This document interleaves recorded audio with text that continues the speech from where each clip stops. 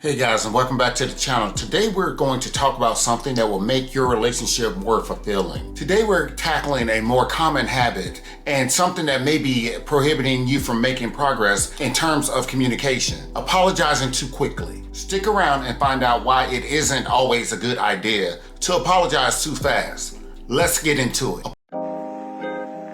Apologizing too quickly sounds good, right? Sounds like you're being accountable. But what if I told you that it makes your partner feel unheard, possibly? Yes, when you apologize too quickly, you may be closing the conversation too. When someone comes to us hurt by something we have said or done, it is not our job to close the conversation too soon.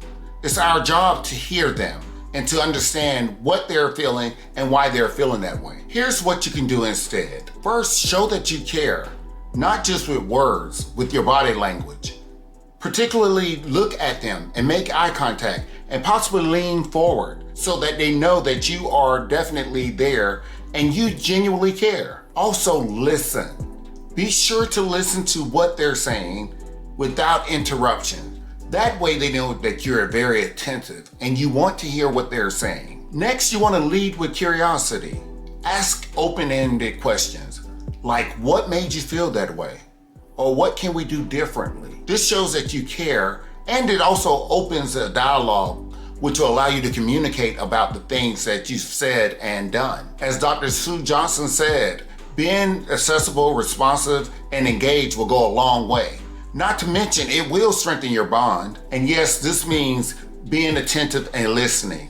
Even when it's difficult or there are accusations or misunderstandings, just remember, the goal here is to have a constructive conversation, not a confrontational one. Now, when it's time to apologize, here's how to make it count. Be very responsive. Hold yourself responsible for your part in the things that you've done and possibly said, and explain your understanding of the situation. For instance, I'm sorry for what I said or what I did. I was not aware that it would hurt your feelings, nor was it my intent to disrespect you in any way or to bring harm to you.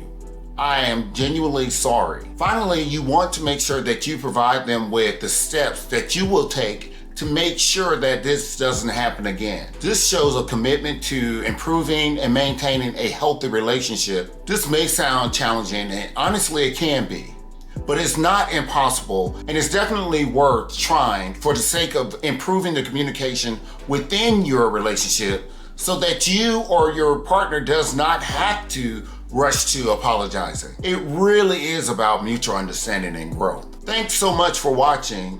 I hope that this has been very helpful for you. Please like, share, and subscribe. Until next time.